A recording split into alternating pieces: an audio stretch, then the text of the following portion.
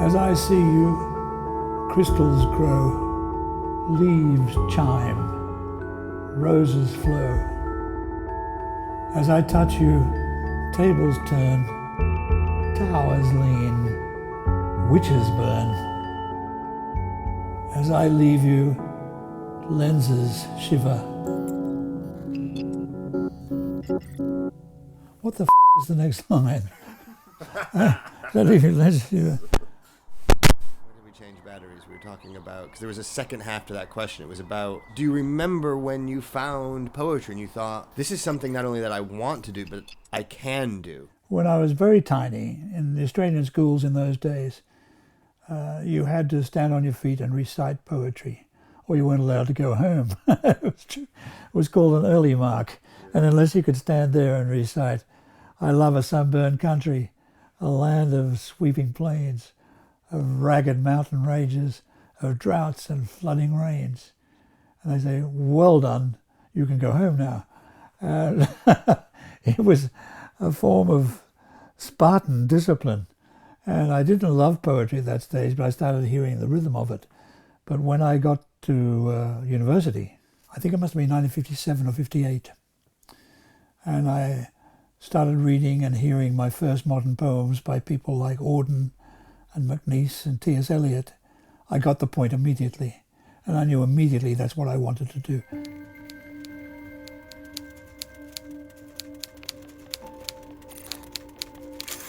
Sentenced to life, I sleep face up as though icebound, lest I should cough the night away.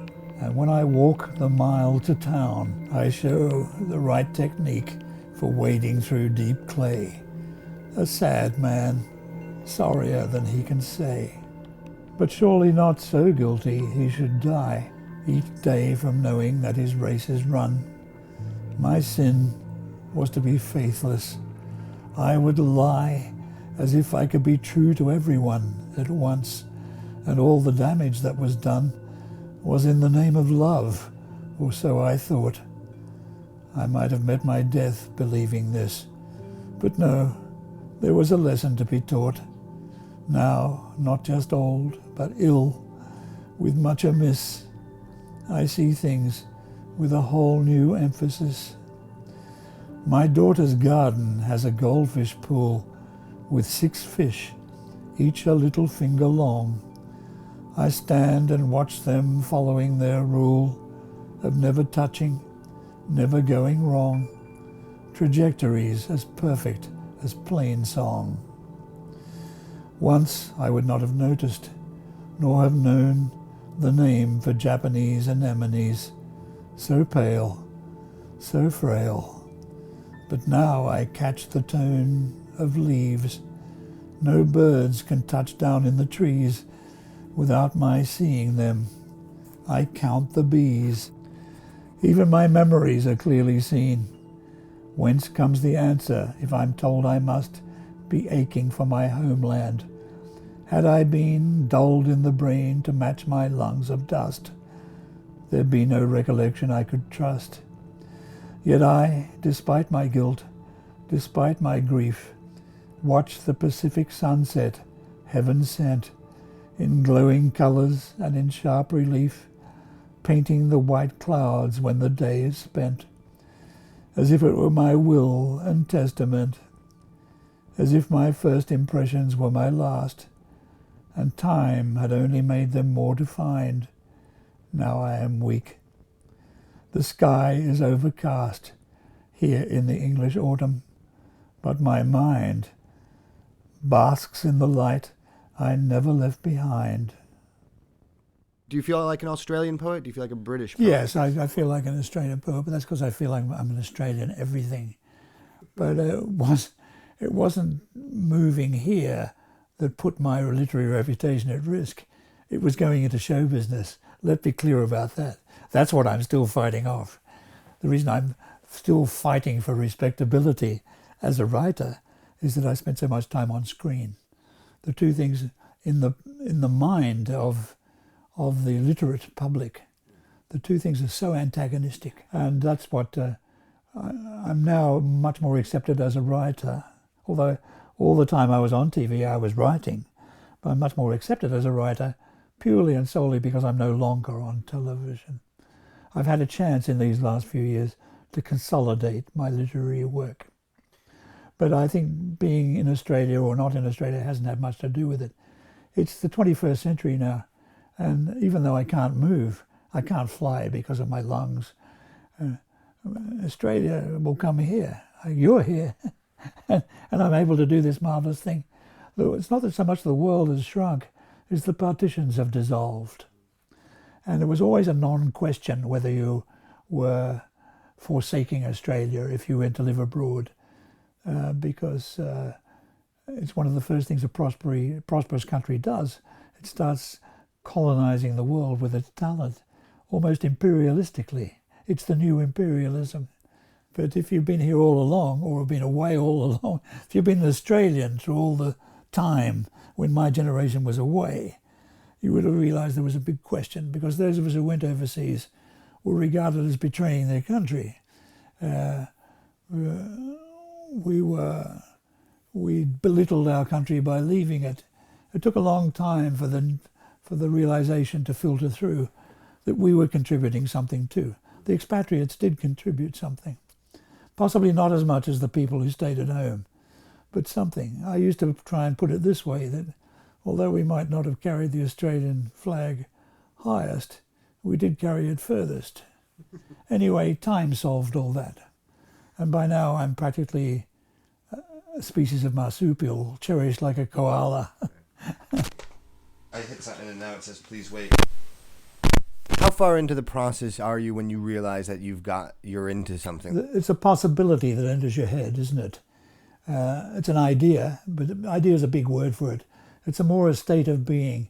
You think, yeah, something's going to happen. And one of the first things that arrives, I find, is maybe a key phrase, maybe a little trick that you've wanted to use for. But one of the first things that arrives is a sense of structure, the actual shape of the thing. Almost abstract, and sort of you fill it in. It's a little, very childish feeling for me. It's like when I was in kindergarten and I was asked, we didn't even have to do the drawing. We'd be handed out a sort of stencil drawing, an outline of a magician or something, and you had to colour it in. And I gradually learned when I was colouring in to keep the colour within the outline. Exactly the same feeling. The feeling of a neat process of assembly. Do you prefer that? I've got not the slightest element of Allen Ginsberg. You've got the appearance. I've modeled everything on Ginsberg. It's more or less expected of you that you would write Howl Part 2. No, I haven't got that. I work within forms, and if there isn't a form ready, I will create the form. And some people would say that's my limitation. Sometimes I think it is. When I look at the work of Les Murray, my great compatriot, colleague, coeval and friend, I think what it must be like to have such freedom, because Les lets the shape of the poem be dictated by the things in it. It's one inspiration after another, and it'll make the outline of the poem quite random sometimes. And sometimes I wish I could do it, but I'm another kind of writer. And of course, at your best, when your ear is really tuned up, when you're fully professional, you've been alive for a while, your poetry is the thing you do, you start hearing it in the street. And there's a wonderful thing, I think it's in The Wasteland, where Eliot shows that that's what he's up to. When suddenly the quotations that hit the page, they aren't from Aeschylus or Dante, right? They're from someone in the pub. Something he overheard. Hurry up, please, it's time. He heard that in a pub. Yeah, and it's great, right? Even when you say it, I'm just like, that's a lovely one way of the to great start. bits. Start a verse, start a stanza. Yes. Hurry up, please, it's time. Poetry is all around you. Yeah. The poetry is speech, which is life itself. It's the most human thing about us. It's everywhere. What the poet does, when the one who gets called the poet, is concentrated into a little portable package. And it's like a visiting card you can hand around to each other. A device for I don't like poetry that departs too far from that level. I don't actually like poetry very much that departs too far from the song. My granddaughter the other day was hopping about with her earphones on, and she's got to the point where you can practically guess what she's listening to. You can see from the way she's dancing that it's Taylor Swift or something. She's really getting it. And I remember my own daughters, they were that way about ABBA, the ABBA songs. And I'm that way about poetry. I don't want poetry ever to get too far from the thing you're delighted to sing or quote or say. I published one of Les Murray's first poems. Good. I can do that one from memory too. Go on. In my secret garden, I kept 3 starlings. In my secret locket, 3 copper farthings. One zinc grey evening, the birds escaped me, and a crippled man stole my shining money. The starlings wandered till 3 hawks took them, and now my agents have caught the cripple. And that came onto my desk when I was literary editor, and I thought, holy crap, who is this guy? Yeah. And of course it was Les. There are things you'll do just to get them in a poem. Some might say that I'm dying just so I can get it into a poem. I'm going to be the first guy who actually writes something on each side of the divide. But what I'm actually doing now, I wouldn't say capitalizing, that's the wrong word, but I wouldn't say exploiting, but I am using the fact that I'm in a situation where I can write about the end of life. Actually, it's a lucky break, and I can only do it because the version I've got of leukemia is a version that doesn't hurt. If I was in pain, it would be a different story. I'm not that brave. But as it is, I've been handed a lucky card. It's a good subject. It gives you a perspective on life, yes, of course. It gives you a perspective on all of life as a whole, having lived it. But let's not leave that out, because I spent my entire childhood and years of maturity believing that I'd been born into a terrifically tragic time for mankind. In the late 30s, early 40s, the world was being torn apart. Children my age were being taken away in trains to be gassed. 1.5 million young people in Europe were deliberately done to death. And all that hurricane of cruelty escaped me, but it formed my imagination. I never took life for granted for a single day. Even if my father had returned from the war, I still wouldn't have taken life for granted. Every day was precious, and now I'm in a position to look back on it all, on my own life. So it would be remiss of me, it would be criminal of me not to write about that. So I really feel that I'm doing my duty to my parents and to my own luck.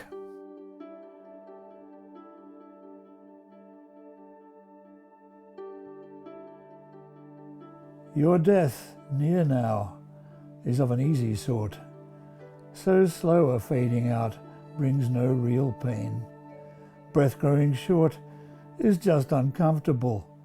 You feel the drain of energy, but thought and sight remain. Enhanced, in fact. When did you ever see so much sweet beauty as when fine rain falls on that small tree and saturates your brick back garden walls? So many amber rooms and mirror halls. Ever more lavish as the dust descends, this glistening illuminates the air. It never ends. Whenever the rain comes, it will be there, beyond my time.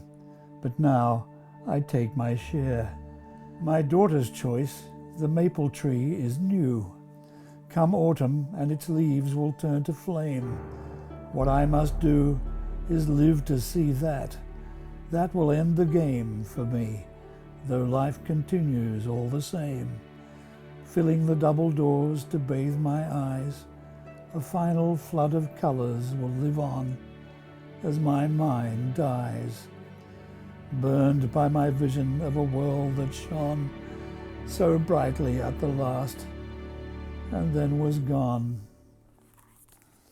It's touching, isn't it? Or it would have been, except that I'm still here. Do you remember writing that poem? Were Yeah. you sitting right here? Were you looking at the tree? And All those things. I was looking at the tree. I was sitting here. I do all my work here. And I remember it well because the poem happened quite quickly. And then time goes by, sometimes 20, 30 years. I'm putting a poem together now that I started 50 years ago.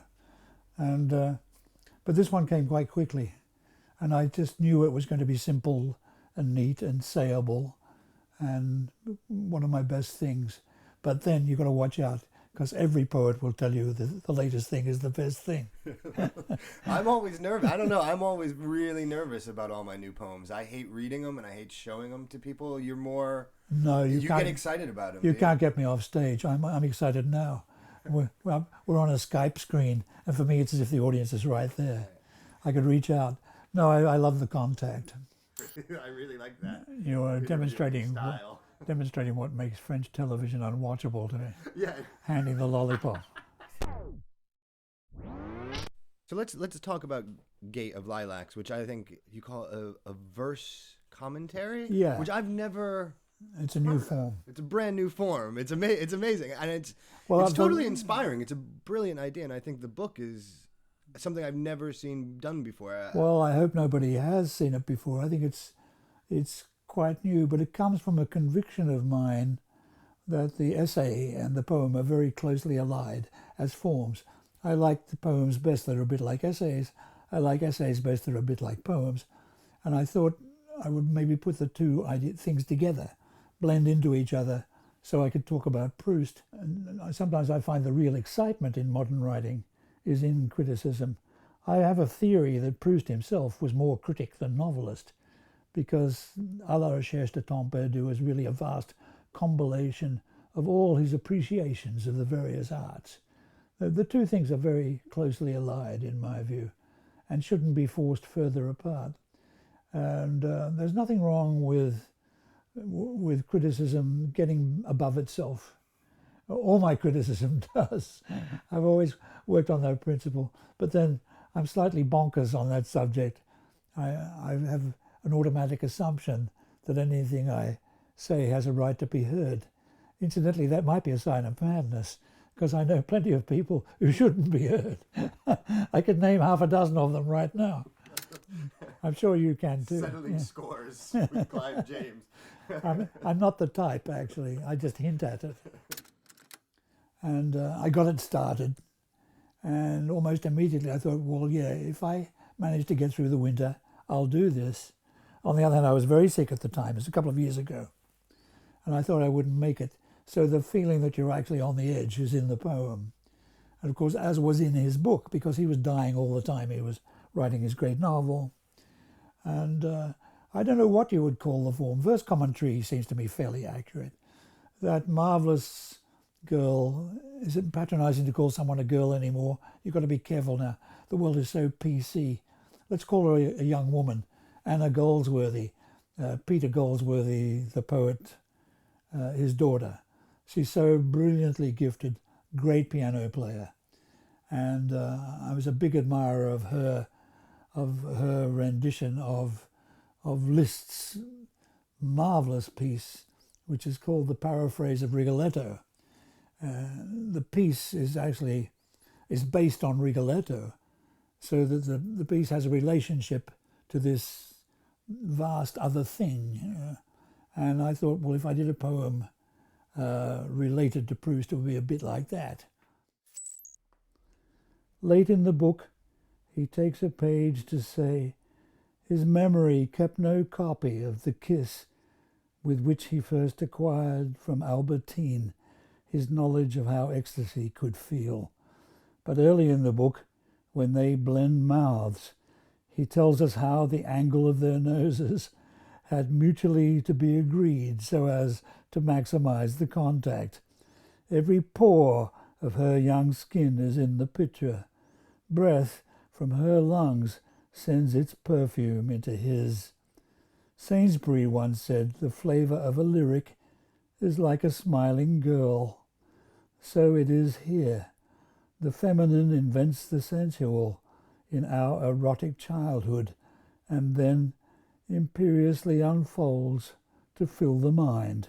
When I was first in love, on holiday with my mother at Katoomba, New South Wales, the little girl, we called her Lacy Skirts, would dodge my doting gaze down corridors and swerve into the garden with a flourish of her white frock.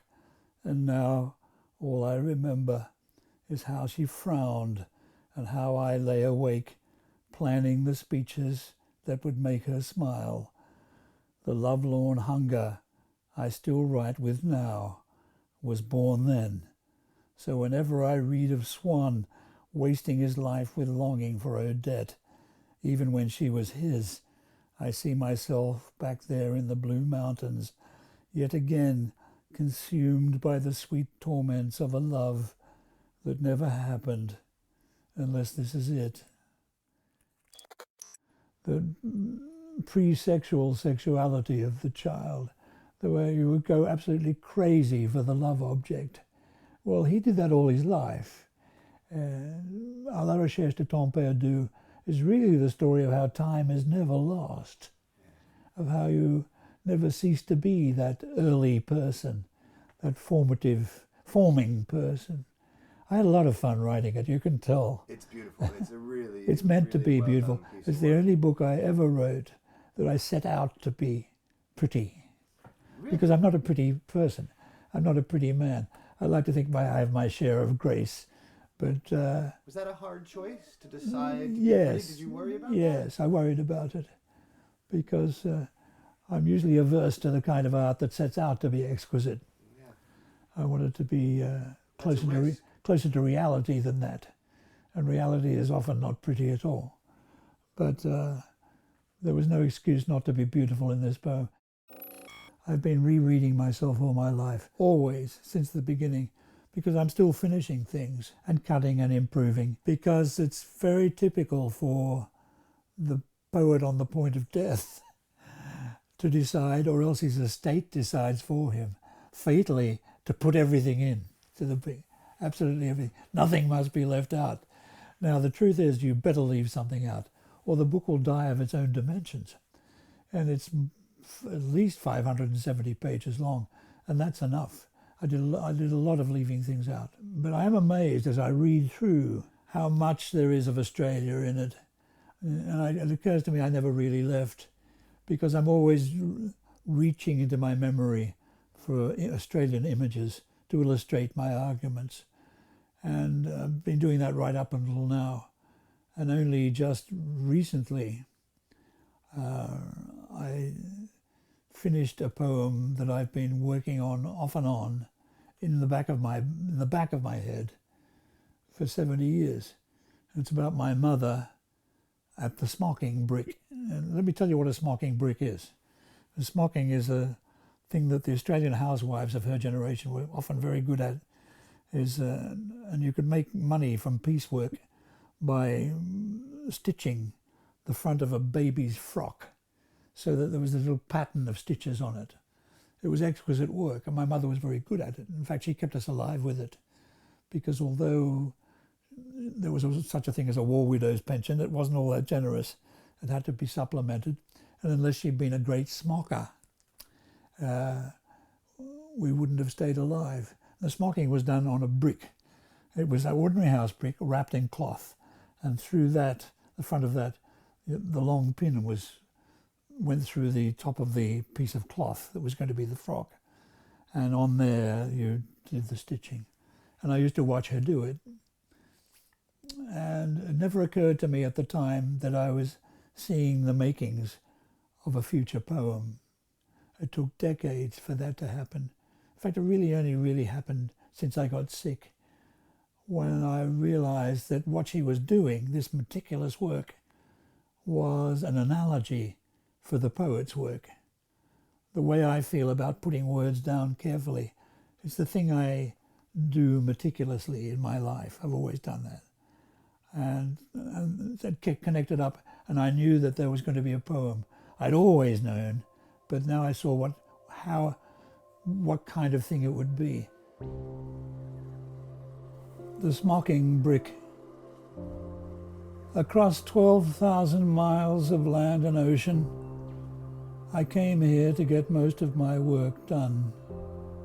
Writings that were no more than a mere notion one day, and for a while were just begun, grew out of those few lines to their fruition, as if I were remembering the sun and surf of my original condition, when first I saw the shell the silkworm spun, was like a golden thimble for my mother as she worked at the smocking brick. No book could be so neatly written. Now no other memory haunts me like the pains she took to decorate those tiny frocks. The weather has nothing here to match how thunder shook our windows, but still, floating like a feather, her needle hand, obeying her fixed look, would build neat lattices hour after hour. Now, for her son, the hours grow few, and yet I might, impelled by that first taste of power, write something to pay off an ancient debt if I sit up till dawn. Down to the wire, while I can still breathe, I will not forget networks of silk that glowed with pastel fire while she stitched through the day until sunset. It all took time, and time is a wild river that one day ceases to reflect the sky. Eventually the spinning coin will shiver, the rumble as it falls end with a sigh. When there is honest craft in the endeavor, piecework is noble but cannot defy the night, which will not wait for me forever. Her work kept us alive, and as I die, I'm certain I will think of the precision with which she placed the last stitch in a row. Never until the failing of her vision did she cease to prepare her cloth and sew with her fine thread the rhymed and scanned equation of pure expression and punctilio that made each separate seance an occasion. But why was she so quiet? Now I know. I know now that the shadow of non-being will visit anyone who does these things and stay till they are done. All I was seeing was somebody arranging offerings before an altar, but there is no saying which God was served. What grace such worship brings is slow to show itself.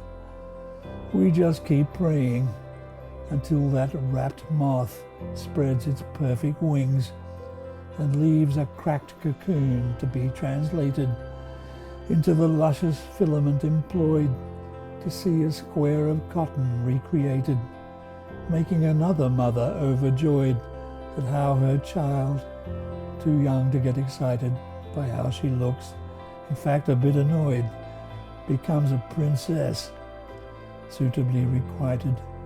The toiling seamstress profits from the void.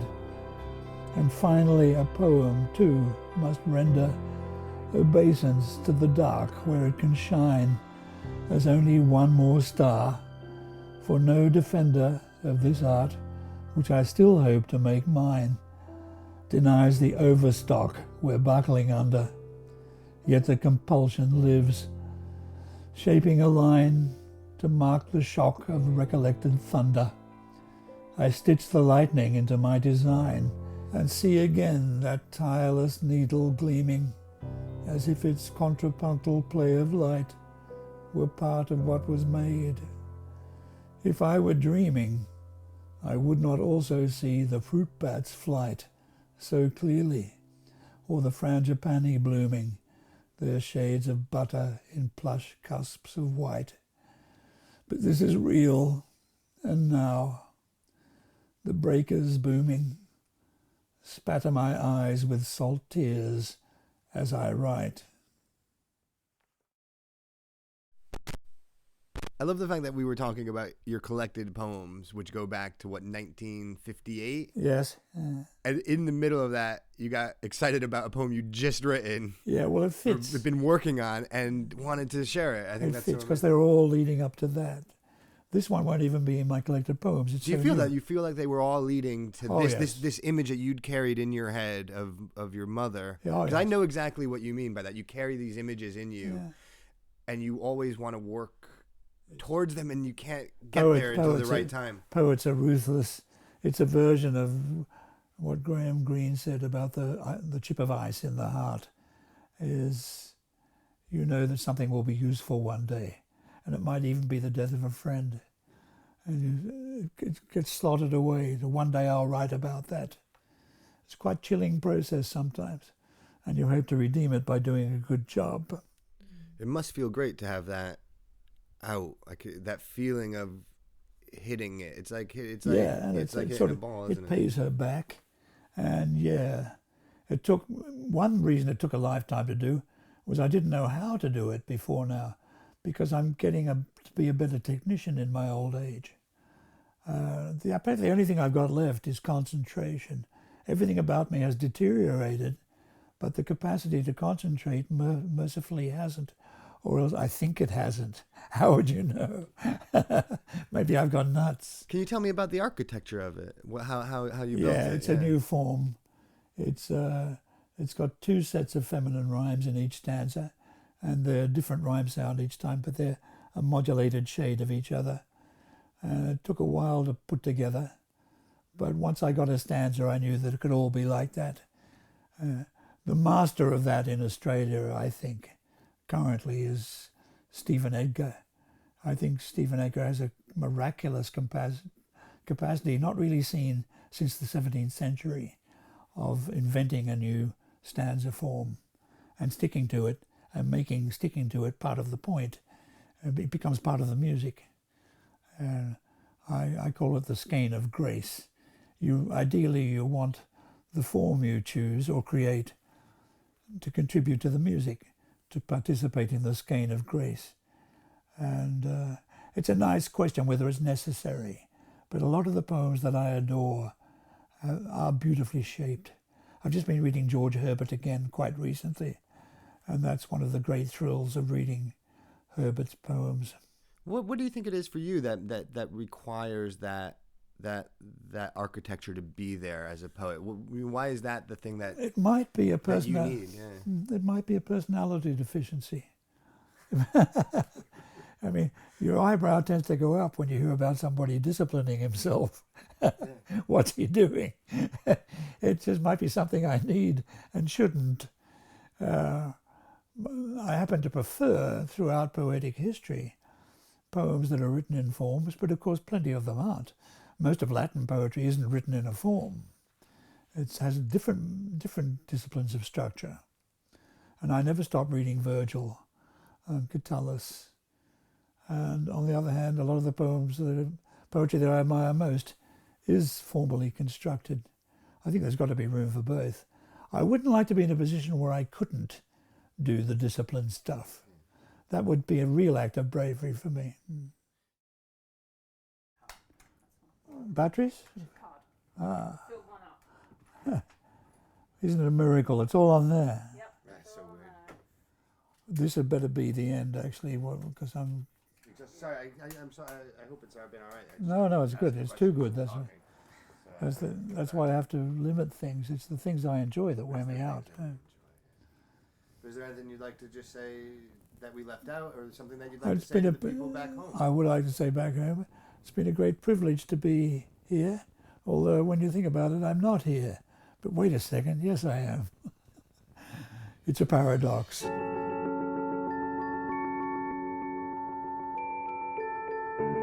As I see you, crystals grow.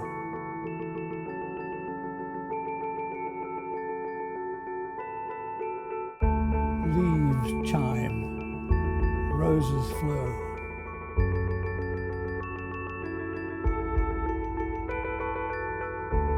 As I touch you, tables turn.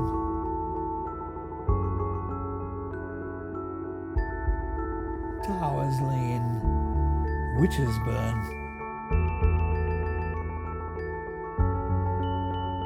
As I leave you, lenses shiver, flags fall, show's over.